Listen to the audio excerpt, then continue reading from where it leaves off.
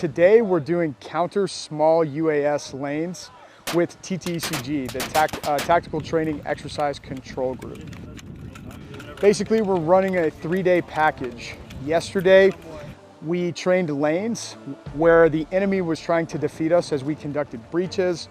We also conducted patrols to try to identify enemy small UAS ground control stations, as well as classes about how to better defeat enemy systems through non-kinetic and kinetic means and better employ our friendly small UAS in support of counter-drone operations. This training is important because this is a dynamically changing element on the battlefield.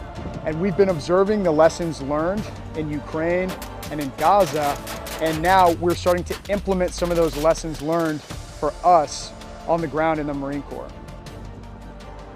The Marines are well versed in their urban tactics and their patrolling tactics and their breaching tactics, but adding an enemy UAS threat on top of that is really complicating things. So what we're having to train ourselves to do is not just get sucked into what's going on the ground, but also pay attention to what's happening in the air and actively be able to defeat those systems that are trying to attack us while we're going through these critical events on the ground.